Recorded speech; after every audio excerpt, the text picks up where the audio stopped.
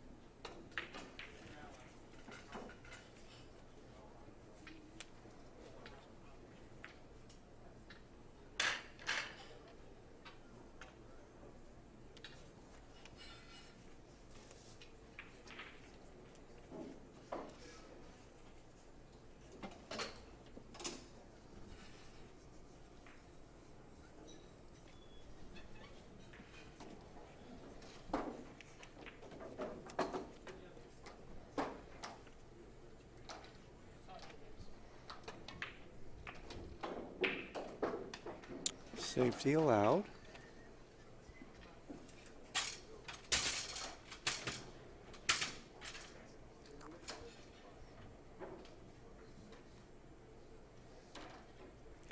Neither one of these players went through the round robin undefeated. Warren Kiepko ran out on Thorston Hohmann. He never got out of the chair. And Immonen had two losses to Gomez and to a surprising Dieter Johns.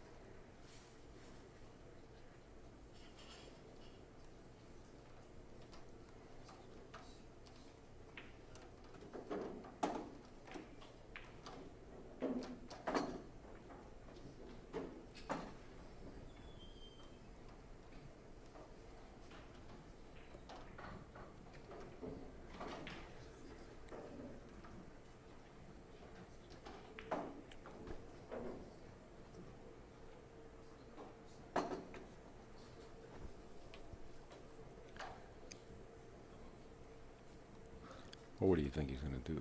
No, he's not going to get aggressive like this. I think he's going to feather the one ball. Not necessarily. I've seen Thorston do this. But of course, what I'm thinking is, okay, so you won the lag and you should have an advantage, but this opening shot He called the one. is, is almost always something like this. So this is, if you can picture the masks of comedy and tragedy, one of them is going to be flashing on our screen. Right. You know, at the completion of this shot, if it's carries on as projected. Thorston studying this, Okay. and he's got every right to study it. Let's see what he does.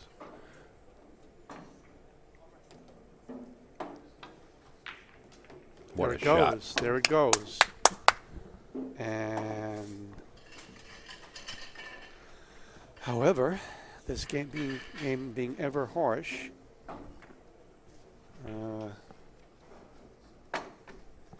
he's got a dog's breakfast down here with these 6 balls. But it looks like he's going to go for the 6.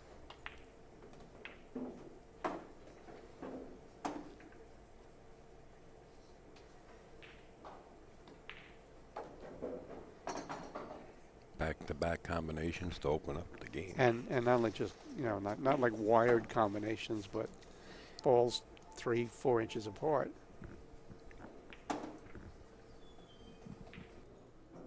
The potential for embarrassment on these shots Everybody at home must play at least a little. You know how rough combinations really are.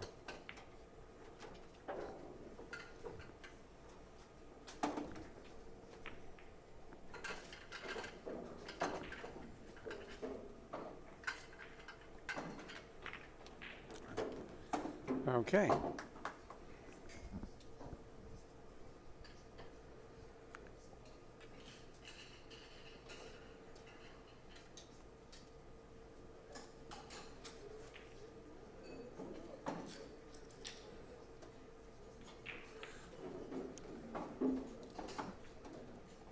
If you watch players often enough, you see they have their mannerisms. Part of their routine helps them to get rhythm. And you'll notice how many times Thorston touches his patches, his advertiser's patches. Okay.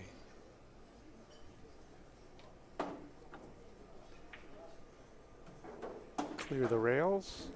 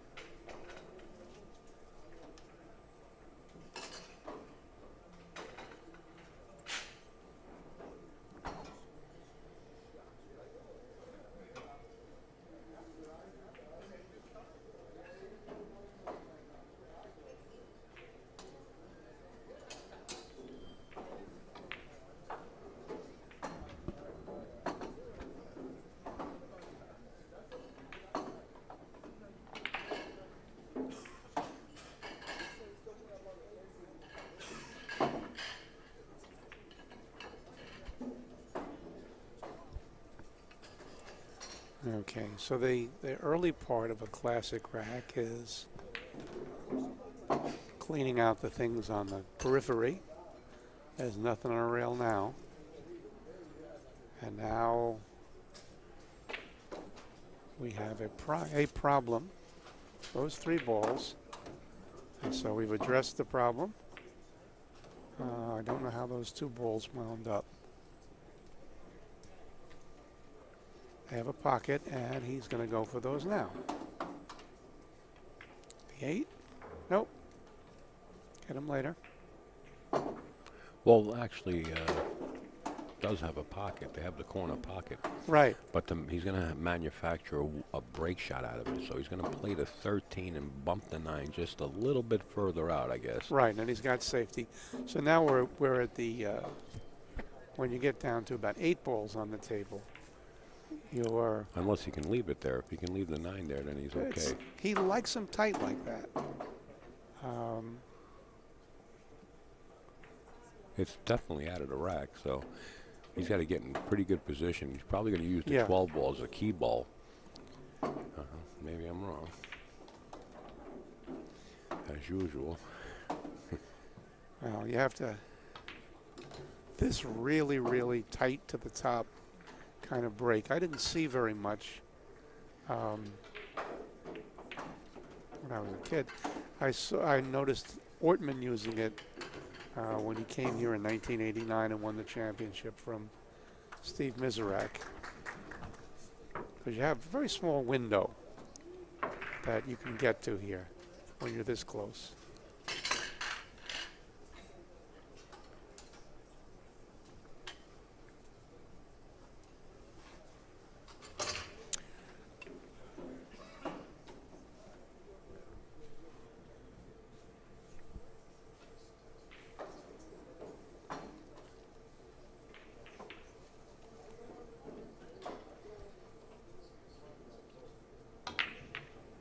Oh. And that's, is that because the 9 was so close to the brack?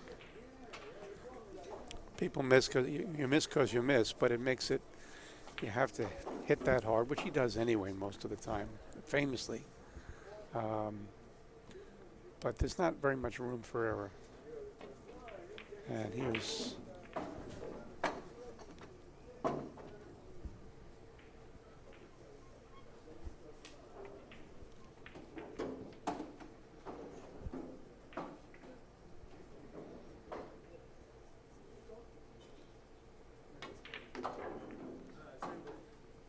Okay, a problem addressed, and wasn't. I think you can dig out that 13.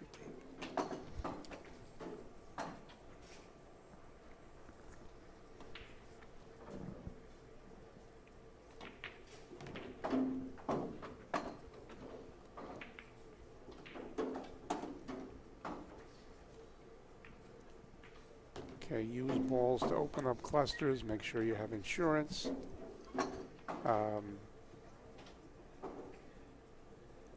So there's been a miss in this game, but forget all that. It's probably, if you are able to get a recording of it, it's going to be a fabulous instructional video. These two players. And like John mentioned before, he says he really can't think of how many times these players matched up. And they both run-out players. Now we're still playing to a race to 100. No, I think we're at 150. Are we 150? Yep. Well, then it's my error, because I got the scoreboard up there as race to 100. I didn't know we were playing to 150 today. Okay, I stand corrected. We're going to 150. So I was going to say, either one of these players can run 100, but either one of these players can run 150 also.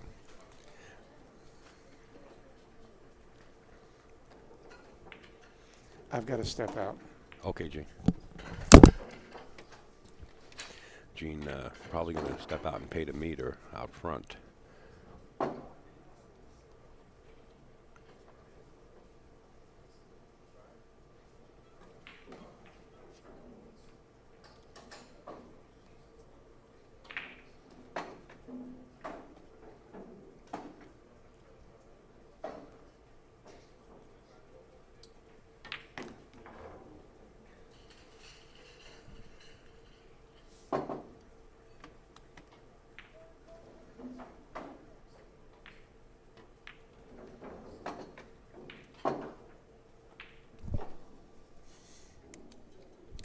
Thanks for waking me up.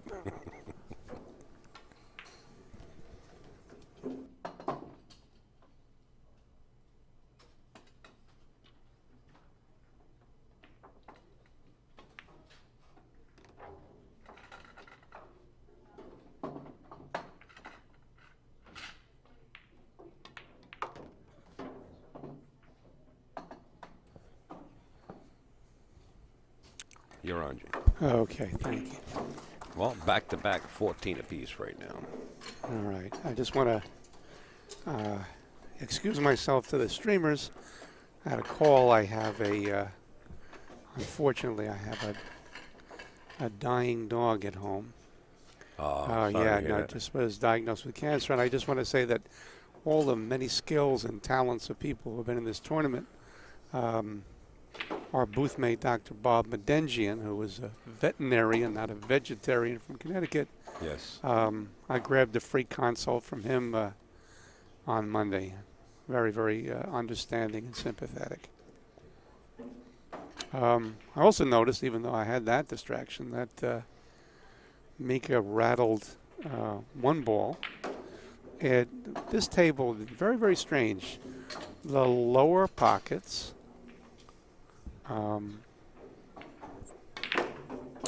have rejected balls. Have been a lot of misses in those pockets, and the upper pockets have been very loving and accepting, even to cue balls on a number of occasions. But so it almost has the table almost has a dual character.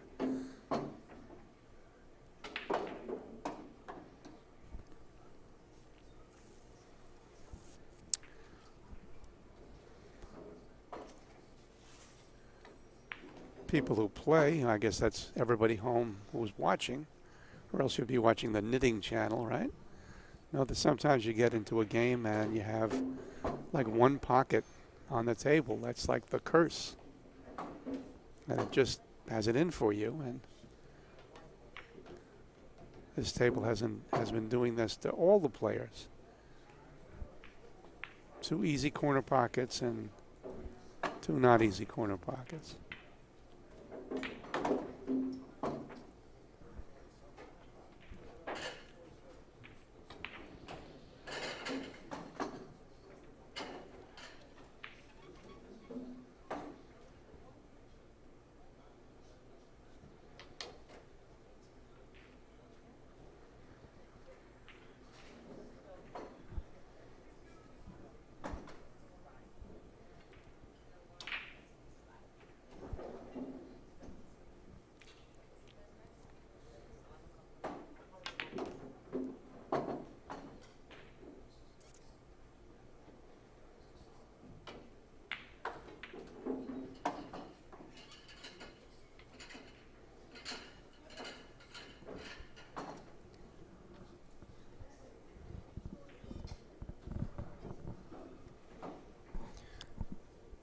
Tony walking in, Mr. Appleton, Darren's dad, and Mom.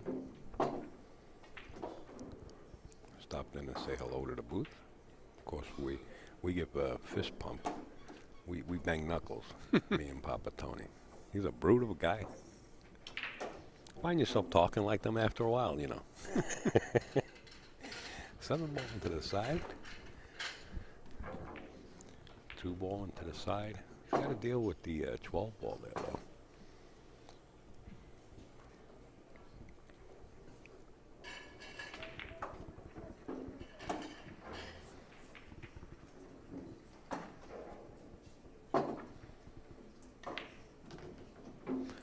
Manufactured a real nice break shot right there. You know, Upstate Al is getting so hip about straight pull with his manufacturer. Well, because you Wait, guys... wait, watch. Okay, that almost was, you know, a hair terror. Just, they should stop short of freezing on that 10. Between you, Mikey Fingers, and Tom, and the whole crew coming in here to commentate, I'm picking up on your straight pool lingo, so to say. And this just into the booth. Mikey Fingers can't make it today, but maybe he'll make it tomorrow. Okay, Mikey, you're probably working and listening to the stream at the same time while watching it. You're getting paid to work. Go to work.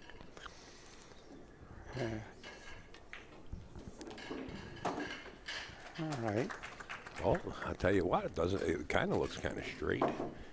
Really, not Yeah, much no, of an angle. that's Mika's registering a little bit of disappointment with himself there. By the way, on the next table,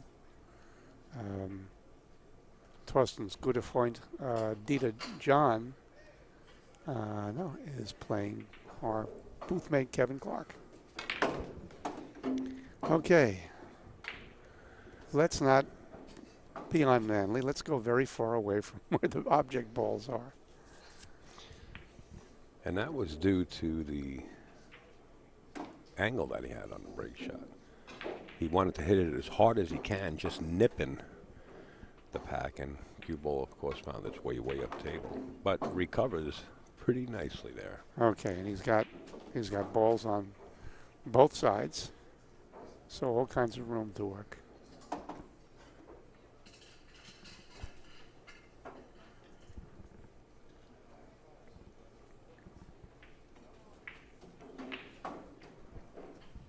Weighing out all his options.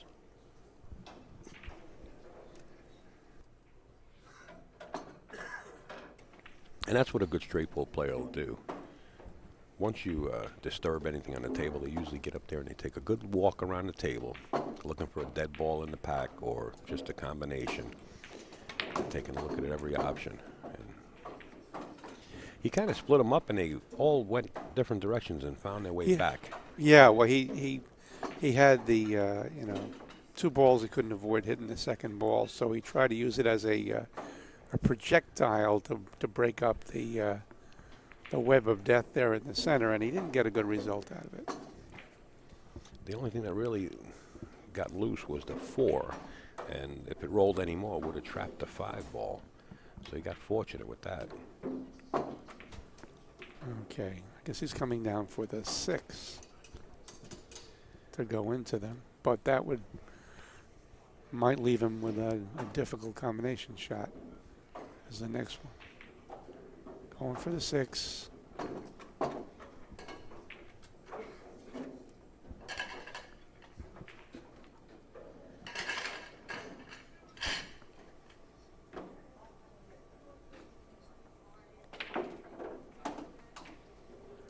That's what it's the insurance isn't very insurance-y right here. Well, he's going to draw the cue ball back right behind the 5. Yep. Well, we got the 4, so. Right, all right.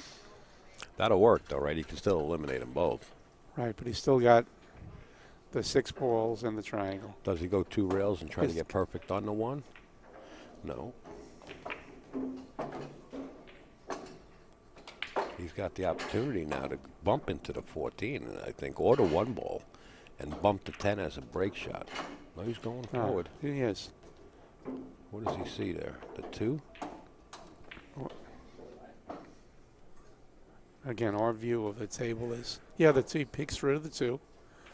Upstate Al is getting unbelievable. I got to keep. I'm trying to keep up with you guys, but I'll probably last about a half hour doing that. I'm waiting. Now I'm going to have to wait for the book and the DVD. It's right in front of you.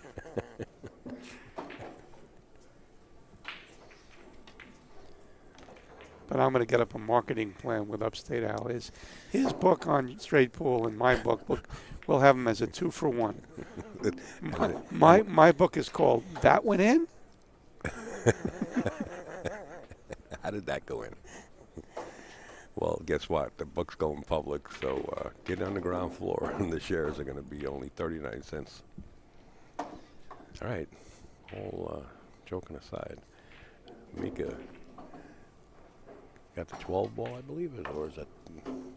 I think it's the 10. We've been having trouble with 12. these. That's the 12 The ball. 12, what a yeah. beautiful shot. All right. So Oh, you're looking at it in reality. I'm looking on the monitor. Yeah, I'm looking at the monitor to your right. Yeah, okay. That's the cheater monitor. I got to sit in the background here. And you see Okay. the score, 42-14. So,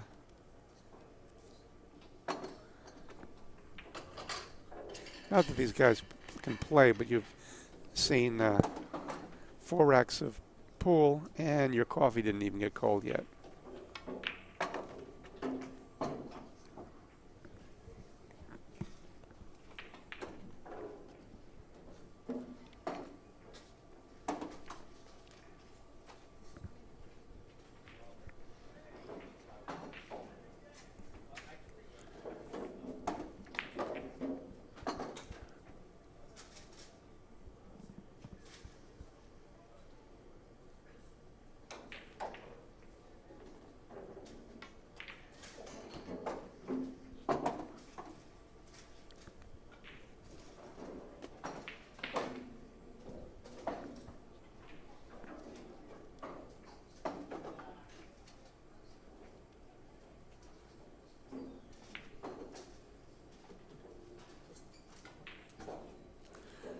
Okay, does he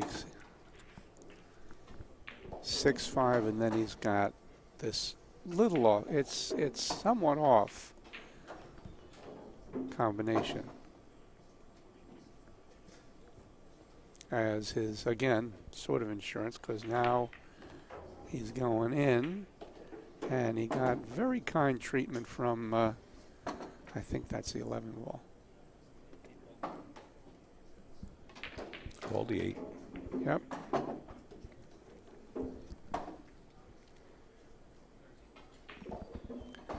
$13, I think he called, didn't he?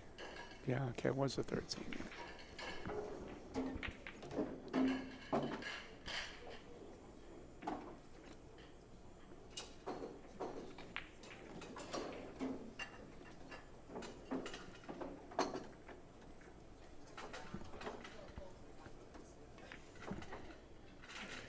Okay, I want to hear you say it, Al. What did you just do? What did he do with a break ball? He manufactured a break shot. Manufactured it. Yeah, okay. I'm picking the lingo up. You just keep going around. As you are talking, I'm absorbing. Okay, so now you got to look for synonyms so you don't, like, he fashioned I a can't break even say shot. synonyms. He crafted a break shot. He crafted a break shot. Or used that ball as a projectile. I got that all absorbed already. Okay, so we got that 5 ball off the rail. Balls on the rail are not nice.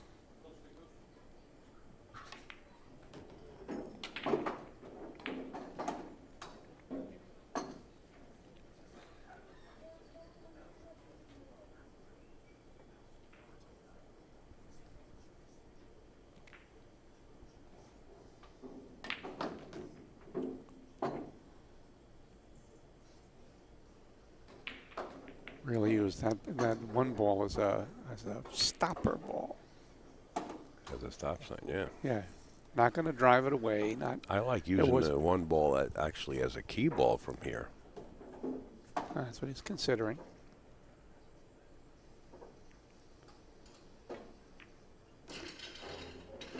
So there was a change in plan. I guess.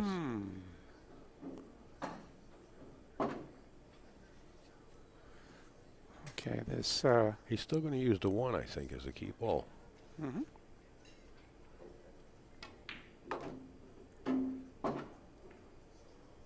He wants to get as straight as possible and just follow up a couple of inches.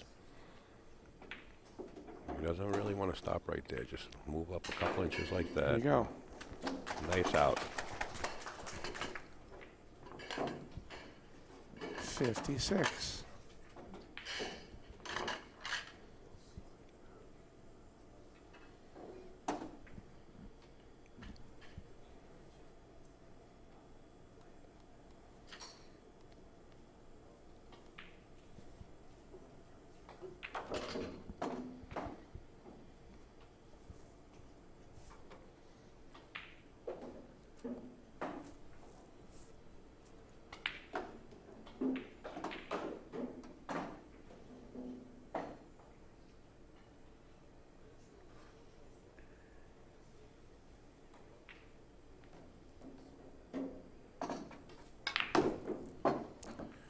Up and down, up and down.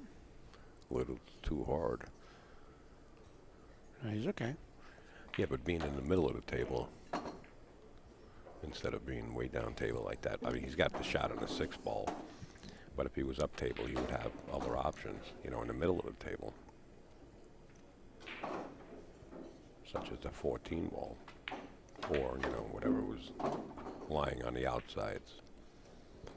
But who am I to say? I mean, he just spread this whole rack. And you keep running into balls, you're going to create a problem here. Yeah, well, the 2 is, well, it's above that center, the center pocket, but if it gets right there without lapsing over the pocket like a big ball, that's probably the worst place you can put a ball. But it's going to go away right now, I think.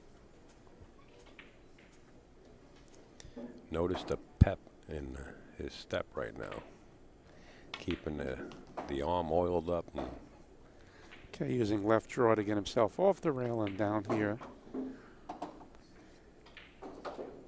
and running around the table. Now, some of the things that Earl Strickland said at the banquet last night for the Hall of Fame induction of Danny Brody, Willie Mosconi, and Alan Hopkins Sr., Earl said he thinks that they should take the side pockets away for straight pool and only have a 20-second shot clock, so the players have to run around the table as they play. Earl always on the run, jogging. You know?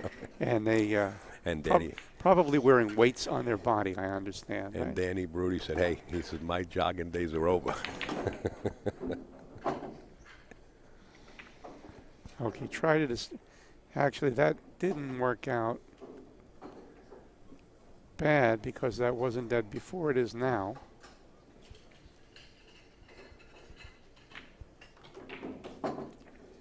And it'll be a little bit deader in a second. Like I'm buried in the earth, and he controlled the second ball.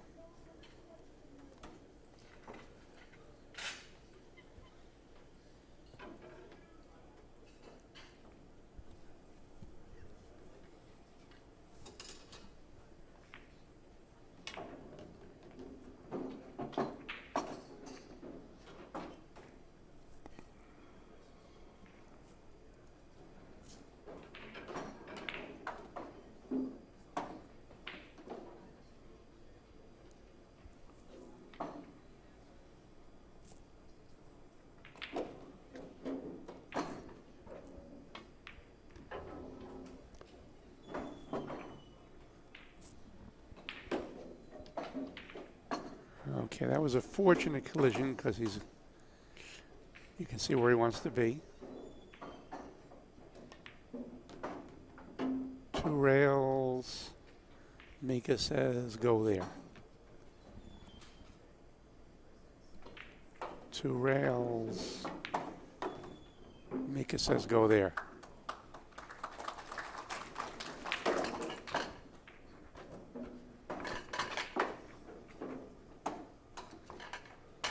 Run is 7-0.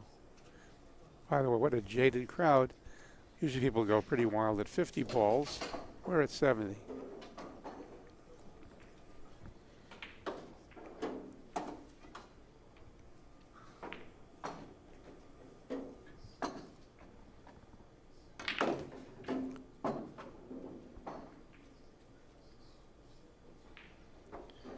Well, it looks like the 12 ball is out far enough to break him open just a little bit more if he doesn't have a shot into the one of the bottom left-hand corner. Yeah, this is again from our angle. You can't. I can't tell if he can dig it out of the three there. Because if he can't, He's going to have to play some combination. I don't see anything else. um, Or safe. And from here, you don't want to play safe unless you're going to stick the cue ball in the right side of the stack, so to say. no. And that's tough. You're going to go for a bank shot? No, I would say green to green, 14 off angle cutting in the 6. A really difficult shot. Or playing the 14 off the 6. From behind the 6 into the side pocket. He tried it straight in. Unhappy camper. Nice run, though. 70 balls. Okay, so one of the things is, every pool player has to have a nickname, and they call him the Iceman. If you've seen Mika play, phooey on that. If you're a Finn, they call you the Iceman. And if you know, like Kimi Räikkönen or in Formula One, no. Mika's got a lot of emotions. I stand corrected. It was 71 because he did get the break shot. Yep.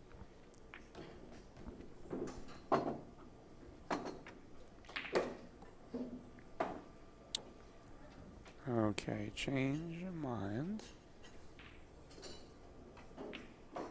Break them now.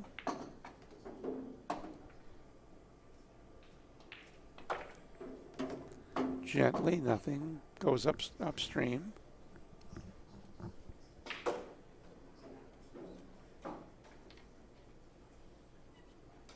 See the patch? Yeah.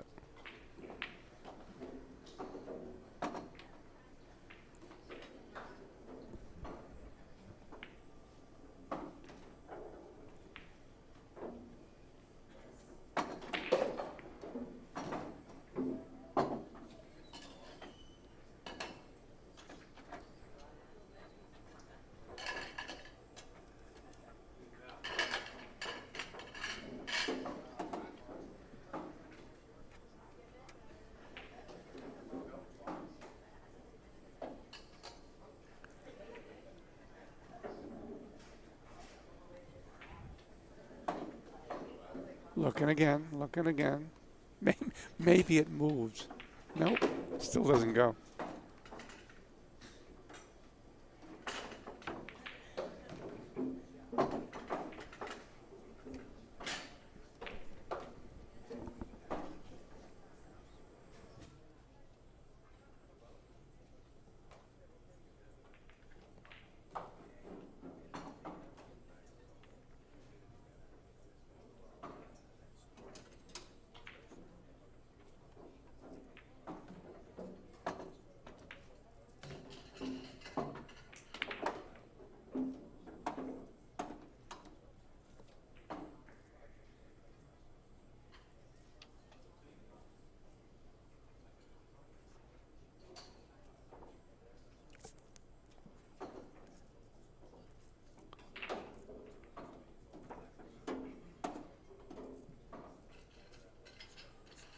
Okay, I think he's going to draw back,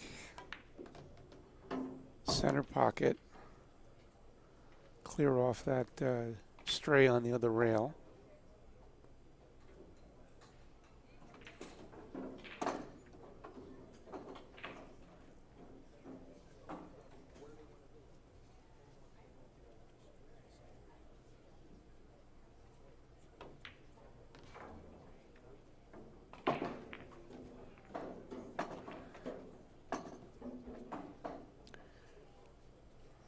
Still looking. Did it move?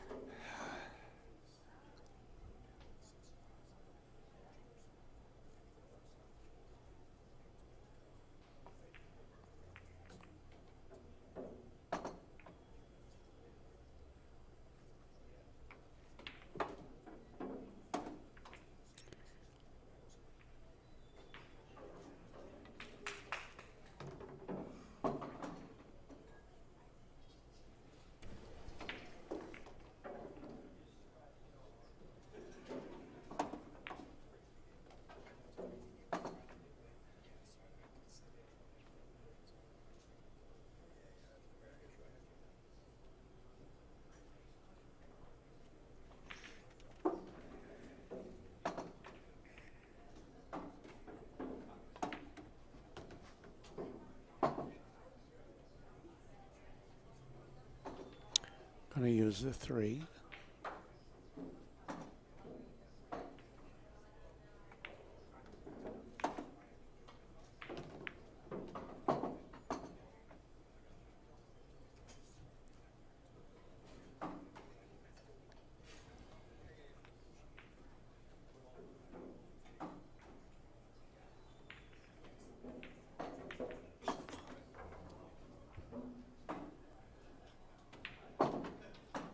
Well, looks like we're going to have Tom Karabatsos also joining us in the booth very shortly as he gives us the thumbs up.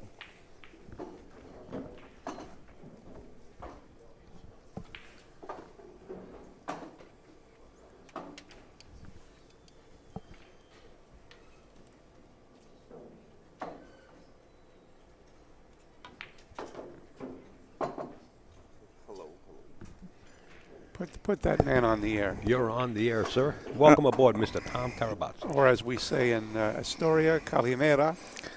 I'm sorry, guys. It was a wild night last night, and, I'm single now. I tell you, it really was a wild night, wasn't it? It was kind of fun. Yeah. I didn't really want to leave. No, just kidding. It was. Don't let him kid you. Well, he's not kidding that much. I noticed Tom came in with his parole officer. 71-27. Mika made his break ball and then missed the next shot after it, letting Thorston Hohmann back up at the table. That was his first mistake. He likes to draw the ball hard. See how it still had the draw on it? He missed the break shot.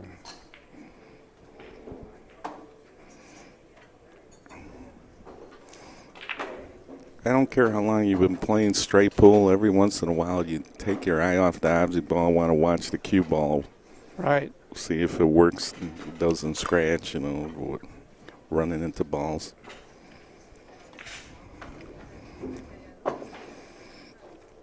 Your first shot at the table, a lot of beginners to get out of line. As soon as they get their first shot, they make the ball, and they're not really playing position.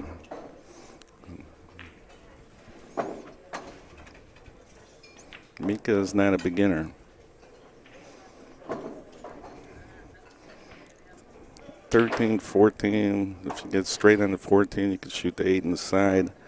The one ball breaks up your trouble. The 6, 9.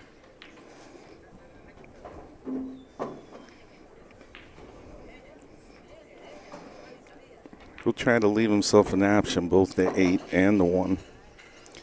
Now he can shoot the 8, get a little better angle on the 1 and break it out softly so he's not tying up any other balls. Try to knock the 9 to the rail, I think, here. No, nice and easy. He had control of it. If he would have had look at the 6. You're going to have to contend with that 6 ball. I wouldn't shoot the 9. That's your break shot. I'd shoot the 6 now because that's you'll never get a better position on it. Get it out of the way. Get a little love bump off the 2 ball. Yeah, he hit the 11 ball off the bottom of the ball and went down table. I don't think he expected that. Would have hit it softer. Well, he's got 2 balls to deal with on this end of the table, so all we're visiting. He's going to work his way right down the table here. Yeah, he saw the cue ball was going that way, so he played position 5. He'll just draw back for the 3 ball. Straight across, try to get rid of it. If you don't get perfect on the 3, you have options. You might shoot this ball in the corner, ball in 7 ball in the side, 3 in the corner. If you're afraid of, why take that cut shot and try to play shapes? The 9's a little low. He's going to leave the other ball. But I would have played shapes for the 7 there. And used the 3 last. But he's going to go 3, 7, ball in the side and stop. The ball in the side is a better key ball to the break ball, and that's why he left that. Well, this just into the commentator's booth. The 130. Wow. Ooh. We've just got trouble in River City here. He didn't. And it's spelled pool. Yeah, he had to avoid the 9 ball, so he hit it with a little more speed in order to not run into the 9, and cue ball got away from him a little bit. But he goes to plan B right away, the side pocket break shot.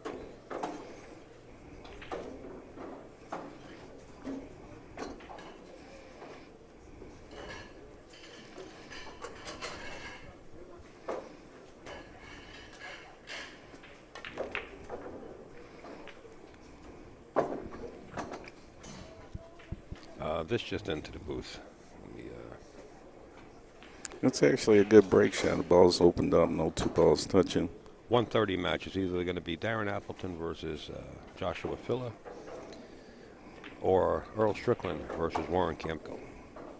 And then the loser's side. So that was just brought into the booth just to give you guys an update out there. And the reason we don't know is because these matches take longer than they should, and Strickland's playing Danny Harriman.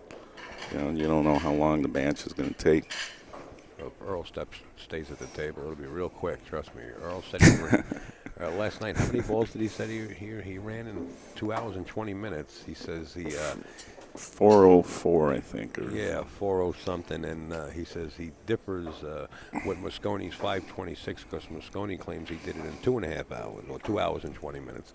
And Earl says, I beg to differ. He had the crowd going last night. We learned Mosconi comes from a school of dancers. His whole family were dancers. That's right. So he probably moved around the table pretty sporty. Choreographed the whole thing. I always thought was a little sad. I met Mosconi a couple of times. I understand that he didn't really like pool. He didn't do it. He didn't shoot balls for recreation or get any particular pleasure out of it. It's just what he did, and then you could be a dancer or a waiter or you make money shooting pool, and he was going to do something. Well, I think I read in a book that he actually quit playing pool, and it was during the Depression, and he saw a sign in the pool room, $100 first prize, and he said, I could do this. And he went back and won the tournament, and he fed his family ever since from playing pool. Interesting. He smoked cool cigarettes, by the way. We learned that last year.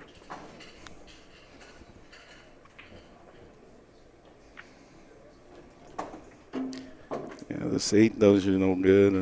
You shoot the 8 or the 10 ball, whichever one you feel better on. He's going to shoot the 10 and stop. That's nice work and tight to get on that 15 really is. ball. But the 13 went too, so you could have came a little back, a little forward.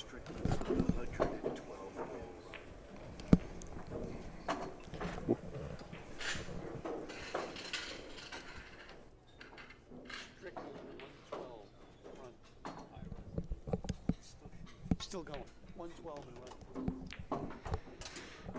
left. Hey, Gene, why don't you fill that in? Whoa. Okay, so.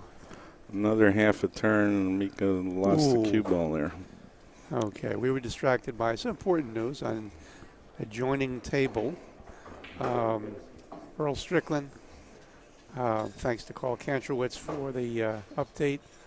112 and still rolling on Danny Harriman. So that's a new high run. He just overtook Johnny Fulcher for that $500 bounty that was graciously put up by Gotham City Technologies, Ron Mason. Notice how you shoot the 9 here, because you're going to the rail, not running into any balls. Now the 6 can be a break ball or the 8 ball, so that's why he looked at both lines of attack.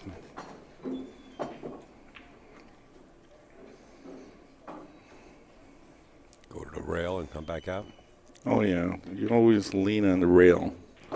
You can play position off the rail and get the correct angle coming rather than crossing the ball and trying to hold it up. Always go to the rail and come back out. Good point, Al. Mika at 99, as you can see on the monitor, and Thorston Hohmann at 27. I understand Earl Strickland's up to 115 balls and running. Let's see how Mika hits the break shot. He looks to be drawing it too, but he drew it, more traditional to the center of the table, rather than try to blast it and go down the end rail. That's enough to work with. I think the game is more pretty, much more beautiful to watch when the racks are tied up and you see how players work their way around the rack. Probably roll up for the 2 or he didn't quite get his angle the way he wanted to. The 10 at the bottom of the rack is sticking out a little bit. He might play shapes on the 10 ball. That's what he did. Now, what you want to do here is you don't want to hit the 2 too full because you're going to scratch in the corner. I think he's going to draw it and stick there. And, slide down just a little bit. If you would have fouled there, you might have went straight to the corner. You learn that stuff with years of experience. Yeah, I would have to say so, Tom. He went up top right away because he'd been one ball he nudged up. He saw an opportunity to just go that way, go with the flow of the shot, get on the 10 ball, get rid of it. It does you no good over there. 10 minutes with Tom. And believe me, you'll be shooting better. Gene is probably going to be the author of that book. Yeah, we need Gene to start playing. I think he's got the game down now. Well, I was. Well, so by the way, you notice we were talking about the tally. You see what Mika does before every shot, where he raises his cue. Okay, I do that too. I do that just as well as he does. and I shake my head just as well as Mike Siegel. But the other stuff those guys do, forget it. I lag better than Shane Van Boening. I beat him to the lag. I missed his first shot. He ran 100 and out on me. I told him after the match, I go, Shane, you should have let me shoot. You would have learned something. Yeah, I missed an opportunity for instruction. There you go. Yeah, there was this big chance. Well, but it's so much fun to watch the way players are improving year to year, like Darren Appleton, just every year he's gotten better. Also you got Shane Van Boening now. He's hungry. He wants to win the title. He finished second last year. He run 305 balls practicing, before the tournament started. He was the first guy on that tournament table, TV table, because he knows where the finals are going to be. And he owned it since it got set up.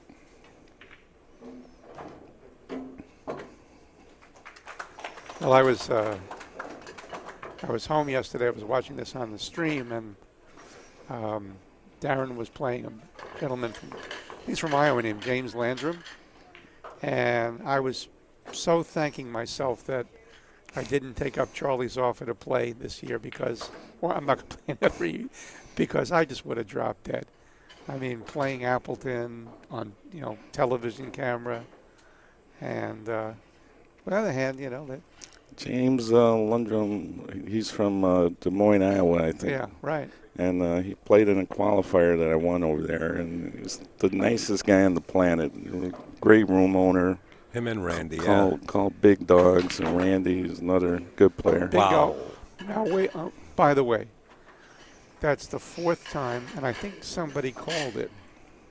Was that in Jeff's game that was called? The fourth time I've seen in this tournament the ball goes straight to the corner. Catching the ball, which normally in a tournament is called unsportsmanlike conduct. He could call a 15-point penalty a major penalty if he wants to. That's right. But these guys are like brothers, so I guess different rules apply.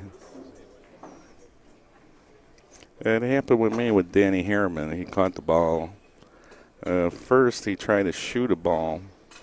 And I woke him up to the, he didn't put the cue ball behind the line, and he was about to shoot, so I stopped him. So I saved him a 15-point penalty. But then he grabbed the cue ball, and I had to take the penalty. Well, you know what? This is a really an exquisite event, a prestigious event here. And it's a world tournament. I think there should be a referee at least on the live stream table or at every table, or put in strategic areas throughout the room so that they can watch the matches. And no need there is no need for the opponent to call the foul, thus far not creating any kind of conflict between friends, but the rules are the rules. 126 for Mr. Earl Strickland, a high run so far. Wow. I told him, go, Gene, fill him in. We just heard, thank you, Carl Kantrowitz. Earl, 126, missed the side pocket break shot, so that's our run for the tournament right now. If you missed the Hall of Fame banquet last night, Earl was talking straight pool, and he said he never ran 150 in competition yet. That's and right. he might have been getting close there and feeling a little nervous. Yeah, that's. But he also said he thinks straight pool is the best game in the world. That's from a 5-time champion. Oh, he talked at length about how to hit a break shot, all the different, a little bit of follow, a little bit of draw, a little bit of English, a little bit of outside English, catch the carom, different speeds. You know, it is by far the most knowledgeable game that you can play on a pool table. Yeah, well, Alan Hopkins and Earl got into words when they were younger. Not words as far as arguments, but just what game is better. And Earl said rotation. And Alan Hopkins said, no, not rotation. So Earl got up there and he ran 2 racks of rotation. Well, then he got up there and he couldn't run a rack at straight pool. And he said since then, he practiced 8 hours a day for 5 years. And just to get to a point where he can run. Yeah, that's the only game Earl practices, he said. And he did a lot of it because it teaches you pool. Sure does. He said he thanked Alan for winning the World 8-Ball Championship because the straight pool taught him, pattern play and how to nudge balls and do what you have to do. He'll definitely be a much better 8-ball player, which is, the game of choice for most bar leagues if you play straight pool. 3-1 combination looks like, right? Mm-hmm. Yeah, you got to overcut the 3 a little bit. If you shoot the 3 into the pocket, you'll miss the 1 ball. A lot of times we do that. We're used to shooting the ball in the block pocket. The 7 ball. That's good. Yeah, not only did he do that, he tried to nudge the balls out. He was actually trying to nudge out a break ball. He hit 1 ball full. He was trying to split the balls, and then he would have had a manufactured break shot.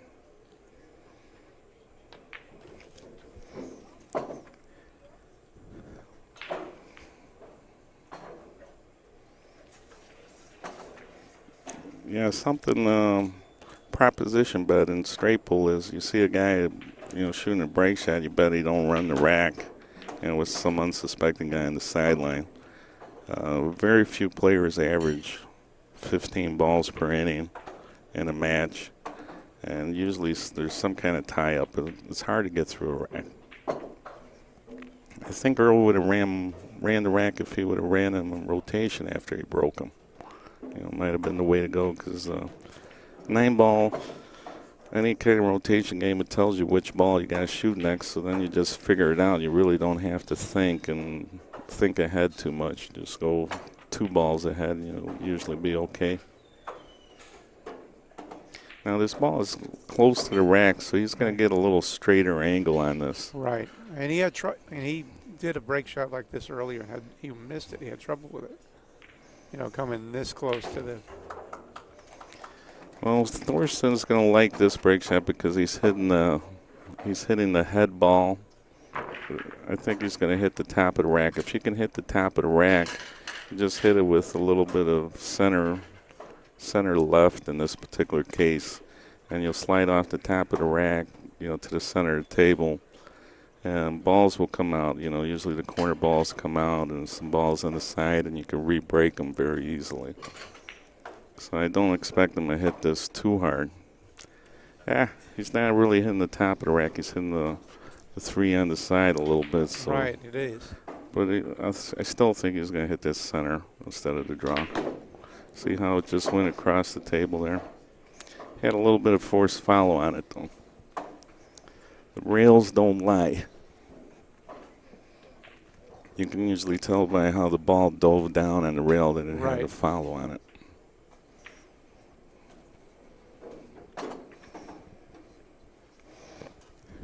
He's got a break ball out there. He's just got to work around it. He's got a little bit of trouble with balls on each of the side rails. You know, this first shot, remember I told you got to be careful. First shot after the break, you don't do something silly. So he's going to follow into the 11 or the 14. The problem is you hit the 11, it looks like the 14 doesn't go. You know, then you're shooting up in the corner. You know, and that's why he's being very careful here. You either got to shoot the 1, then you'll get the 2, run into the 1,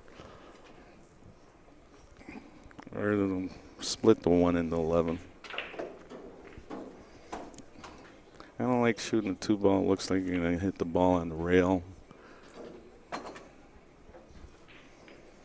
You might be better off shooting the 10 ball and worrying about it.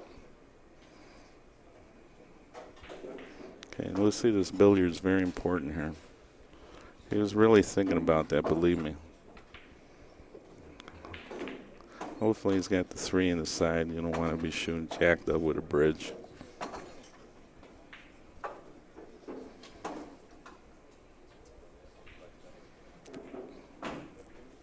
It's close. And that's why he took his time. A fast shooter like Thorston took his time because he knew there was a chance of getting in trouble on that last shot.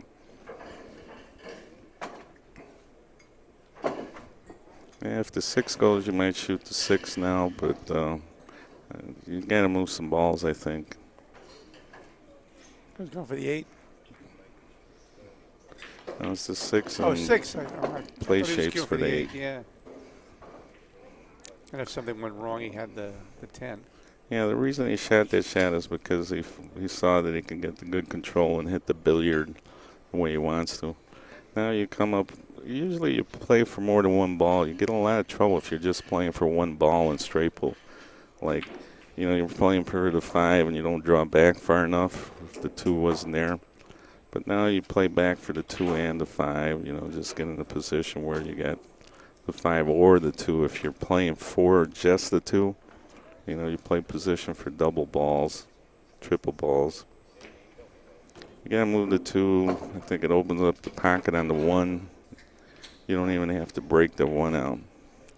But he's got a nice angle on this 5 ball where he can probably, you know, take a chance. You hit the 1 or the 11, it doesn't matter. You got protection on either side.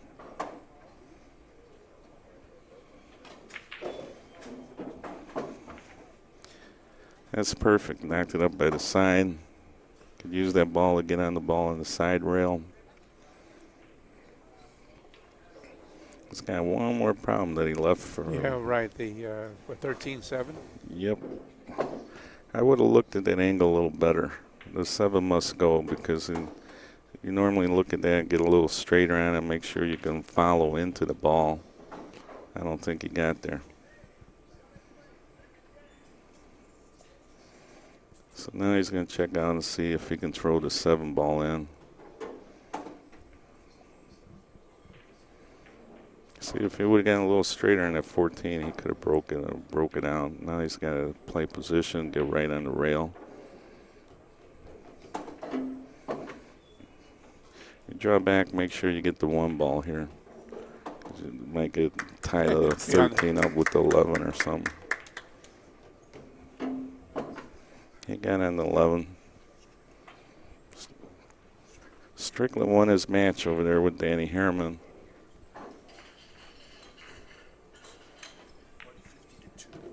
It was a close match, 150-2. Danny needed 1 shot. He didn't get it. He needed 1 more shot. That's a lot of times with these players, you need 1 more shot. You know, you get that in straight pool a little bit.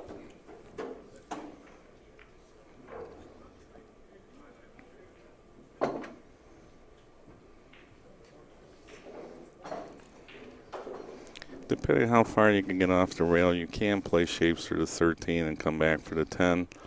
But, you know, he's got such a nice draw stroke, you can probably just play for the 10 ball and not, you know, take a chance missing the ball at a high speed.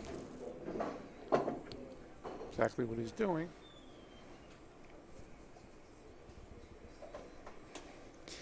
Now you stop, leave the angle where you can go to the rail. Go to that one rail, and you want to be pretty straight on this ball, but you still want to be able to go to the cushion. All right, ladies and gentlemen, we have a blue one for the tournament. Mr. Thorston had 126 in that. There you go. Nice round, Mr. picking up one so far. Doing that. This is a little bit more traditional straight pull break shot where you have a bigger angle and you're going into the balls.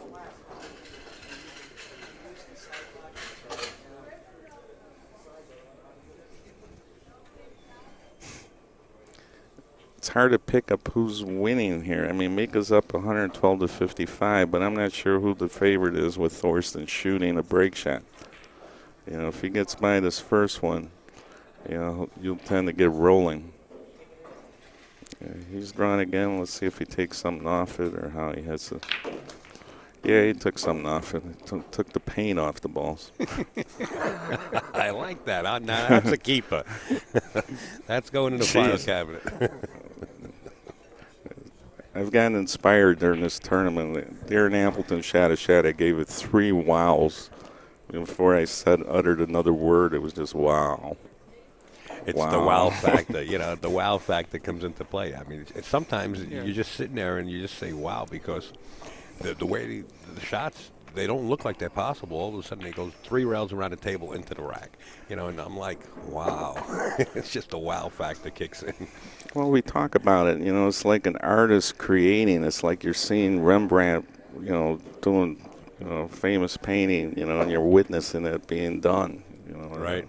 Yeah, that's exactly what it is, too. You know, so when something like that out of the ordinary happens, that's great. You know, you just, you know, you don't know what to say. You know, you'll see that a lot in straight pull because of the creativity part. You see it in other games, too. You know, and, just about in any sport, yes, yeah. It doesn't have to be pool, but, you know, when you get somebody at the top of their game and they come with it, sort of what Efren does every once in a while, you know, when he was in his prime, even still today, he snapped off the one pocket tournament. He comes up with an amazing shot, or 2 or 3 of them in a tournament, and they're shots that everybody remembers. Right. The only thing that also may have noticed is that, you know, after a circus shot, then there's always a high likelihood of missing a routine shot following. Yes, yes, yeah. Oh, yeah, you ain't kidding. You're getting all the applause. Well, I'm great, you know. Adrenaline flowing. Yeah. Throw yourself right out of rhythm. Or your eyes. Yeah, when a guy tells you how great you play, man, I hear you're really hitting the balls good, Tommy. Put the earplugs in, right? You want to play some? Yeah, if he's your next opponent, you know, that's called I call it the soft shoe. You know, the little, like, tell you how great you are and get you thinking about it. I've used it before. My buddy Neil, my buddy Neil Feigen, you know, when he was coming up, you know, great player, world champion. I was playing him a cheap set.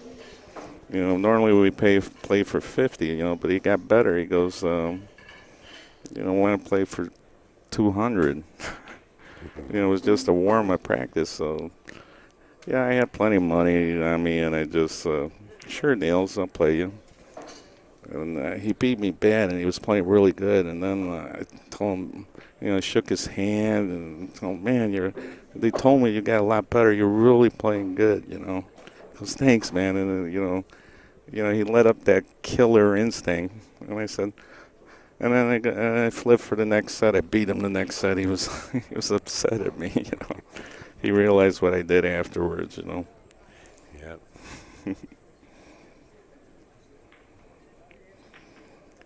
That's the gamesmanship in pool. Plenty of that. What I don't like in pool, we still have the posers that think they're professional wrestlers. You know, that like try to intimidate you into playing. Like they'll yell and scream. You know, like, come on, man, let's play some. Keith McCready was great at that. Oh, my God. He would get you out of your seat. I loved Keith. He was colorful. Rob Saez was asking me to play one time, and I couldn't. I hadn't been playing at all. I was visiting my friend in Florida, and he was on the Florida tour playing every week, and he asked me to play some. I told him I didn't want to play, and he kept asking me. So I was complaining to one of the other players. He comes up to me and goes, "I heard you said I was crying." I said, no, you're not crying. You can cry all you want. I cry all the time, That's good. But you were woofing at me. I go, you kept them, asked me to play. I told you no 10 times. He started laughing when I told him you can cry all you want. Yeah. Like Pete Margot's story yesterday about the crybaby player. Yeah, it's pretty good. Yeah, this definitely isn't baseball, You can cry as much. We're crying in pool. Wow, Another missed break shot. Wow. Okay, so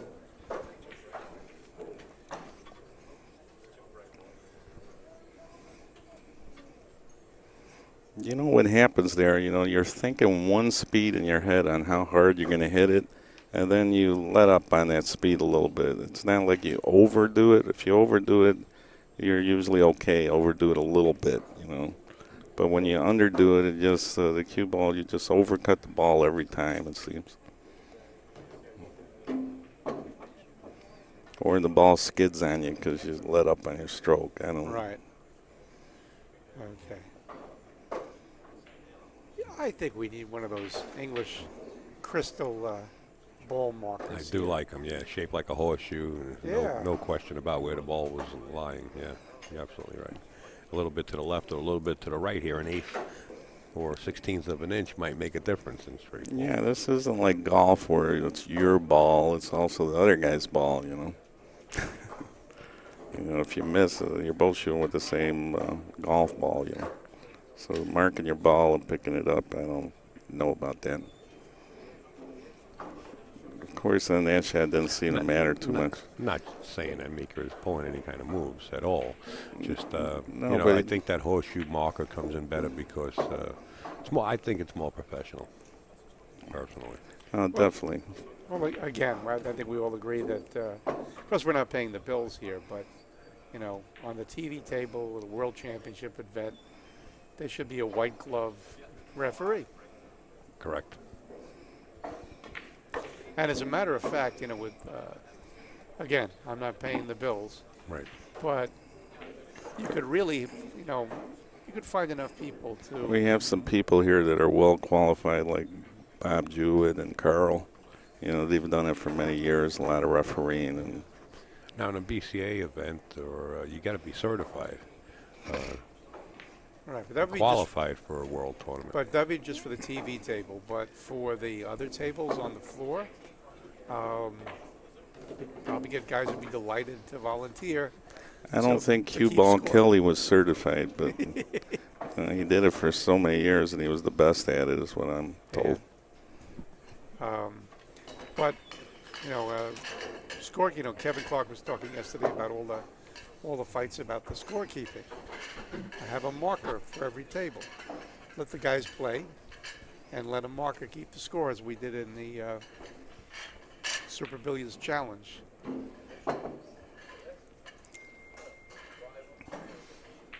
Yeah, if you're using 3 score keepers, you gotta it's get it very wrong. confusing. I just got a message into the booth here, something about the referee. And, let's see here.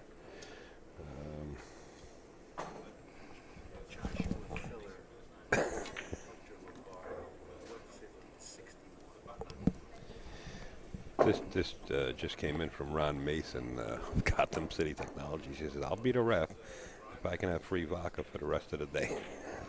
Okay. Thanks, Ron. Also, Ron Mason put up the $500 bounty for the high run. Thank you, Ron. He'll probably be good for 1 match or 2, I'm sure. That's right. And then 3 or 4, forget about it. So, by the way, here's an update from the floor from ace reporter Carl Kantrowitz. Youthful Joshua Filler, der Junge, defeated Hunter Lombardo 150-56. 150-61. I'm corrected. Thank you. Wow. Yeah, he's been around for a while, the Josh Filler guy. He's 17. That's Yeah. right. My Q's older than he is.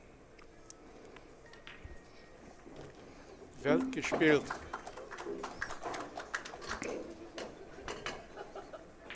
What'd you say, Gene?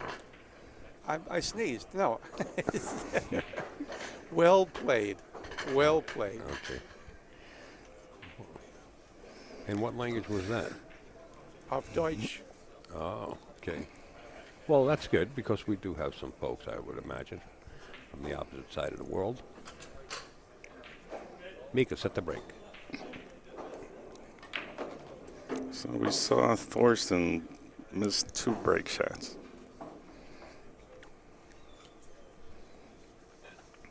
We saw Mika scratch. But one thing you don't see is them missing a lot of easy shots.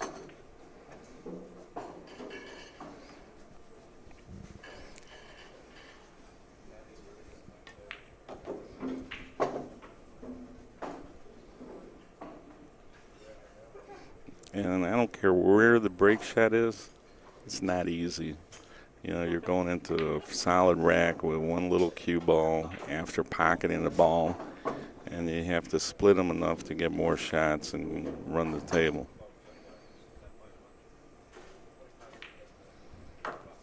So if you see a guy miss a break shot, there's a lot that goes into play in a break shot. You know, what ball in the rack you're going to hit, how hard, what kind of English, what balls are you playing for, you know, what do you expect to happen when you break the rack. He'll get on this 2-ball here, slide over. He's got protection on either side. Can draw back for the 13. You know, I think that's what he wanted. Notice how he didn't hit him hard and he knocked those balls out for break shots. You were only moving 5 balls, and they're right in the middle of the rack. You just want to move them out of that rack line that you see, and they're all break balls.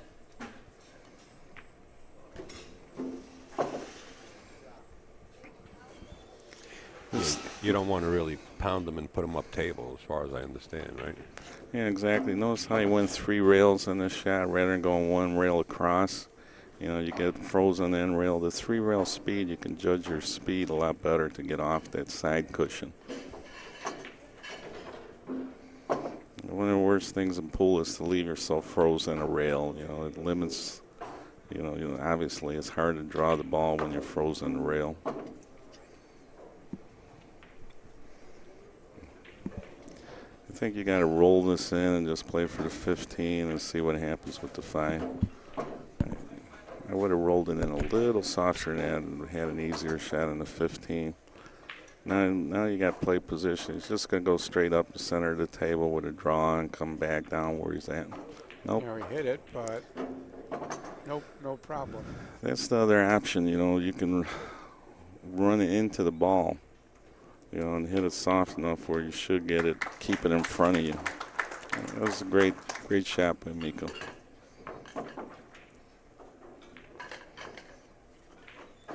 Okay, game's on the table, playing for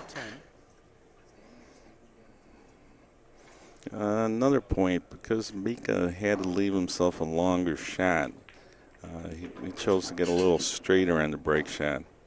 When you get distance between the break ball, you don't want that real thin cut in the corner. It's much easier, you know, if you leave yourself a little straighter like this and draw the ball. There you have option. You can draw or foul depending where you're going to hit the rack. Are you going to hit the 3-ball, the 1-ball? You're going to hit the bottom of the 3, the top of the 3. Looks like you're going to hit right between them depending on what speed you use. He hit the 3-ball, top of the 3, and was able to draw back to the center of the table. If he would have hit the bottom of the 3, the cue ball would have went straight to the side rail.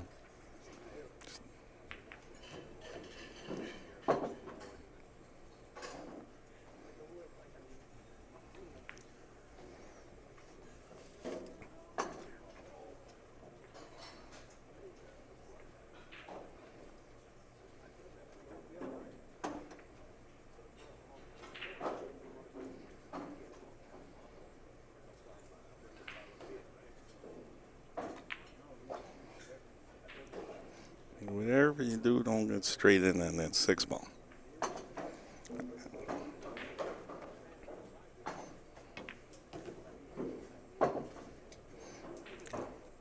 think he's going to move to 6, either play for the 2 ball or see how he went with inside English, the 2 rails. Now what happened was his speed wasn't bad in that shot. He put more English than he wanted to. The English adds speed to the shot. A lot of times the ball will run away from you when you're spinning it like that. So you got to hit it a little softer and allow for that.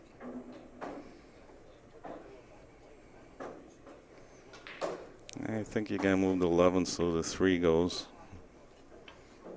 Or the 7. It's hard to tell. Can't quite see the number without my glasses. Yeah, he's playing for 5, and there's 5 balls outside of that cluster.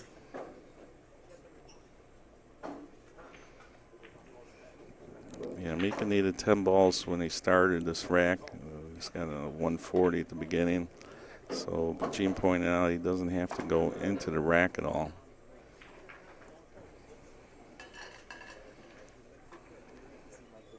See how he's picking. No, look at that, but He's picking the ball off that he doesn't have to break them. okay. Now he's a little straighter in the 1. He can shoot that and come back for the 5.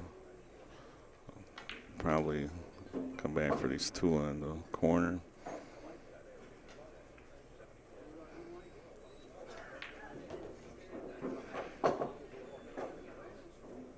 Is it? He needs 1. It's game ball. Well, there you have it, folks.